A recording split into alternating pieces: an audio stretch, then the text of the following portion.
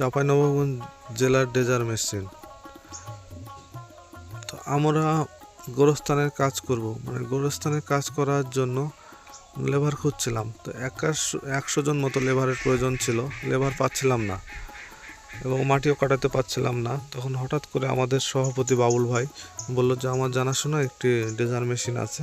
তো ড্রেজার মেশিনের ড্রাইভার এবং মানে অপারেটর ভাই এবং একজন লোক আসলো, এসে দেখে বললো যে আমাদের এখানে মাটি কাটতে হলে বড় ড্রেজার মেশিনটি লাগবে। 15 থেকে 2000 টাকা ঘন্টা হিসাবে আমরা মাটি কেটে থাকি এবং আসা যাওয়ার জন্য এক্সট্রা ভাড়া দিতে হবে।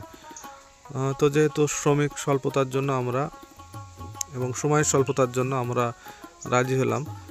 রাজি হওয়ার পর ড্রেজার মেশিনের অপারেটর এত দ্রুত কাজ শেষ করলো বলার কথা না। মাত্র 100 জন লেবারের কাজ মাত্র 4 ঘন্টায় শেষ করে, আর ফিনিশিং 2 ঘন্টা। 6 ঘন্টাতে আমাদের কাজ শেষ করে ফেলতে আমরা তো আশ্চর্য হলাম। এবং এই দেখে পাশের বাড়ি একটা ভাই বললো যে আমাদের 6 বিঘা মতো একটা জায়গা জঙ্গলে পড়ে আছে, চাষাবাদ কিছু হয় না। তো একটু কথাবার্তা বলে আমাদের জমিগুলো চাষাবাদ উপযোগী করে দেয়।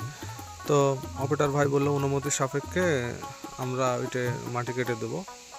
তো দেখা গেল অনুমতি নেওয়ার পর মাটিটি 15 ঘন্টায় কেটে শেষ করে দেয়। জঙ্গল হয়ে থাকা জায়গাটি একবারে বসত বাড়িতে পরিণত হয়েছে। বসত বাড়ি, চাষাবাদ এবং এমনকি ধানও লাগানো যাবে সে জায়গাটার উপর।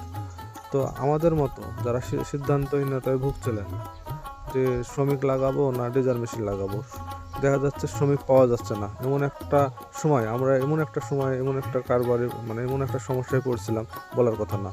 তো ড্রেজার মেশিনে আসলে নিমেষেই মাত্র 6 ঘন্টাতে শেষ করে দেয় কাজ।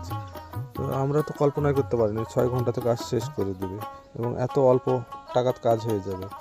এই জন্য আমাদের গোরস্থানের সভাপতি ভাইকে ধন্যবাদ জানাতে হয়।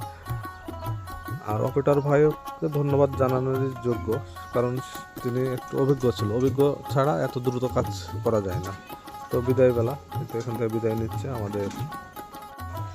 পরিশেষে বলা যায়, আপনারা যারা সিদ্ধান্তহীনতায় ভুগছেন, আমার মতো সিদ্ধান্তহীনতায় ভুগছেন, তারা নিঃসন্দেহে ড্রেজার মেশিন লাগাতে পারেন। কারণ শ্রমিকের খরচ অনেক বেশি হবে।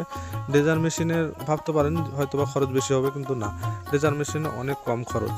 ড্রেজার মেশিনে গাছ থেকে শুরু করে গাছের মোড়া, তাল গাছের মোড়া, বাঁশের মোড়া সহ সব কিছু কেটে তুলে নেওয়া হয়।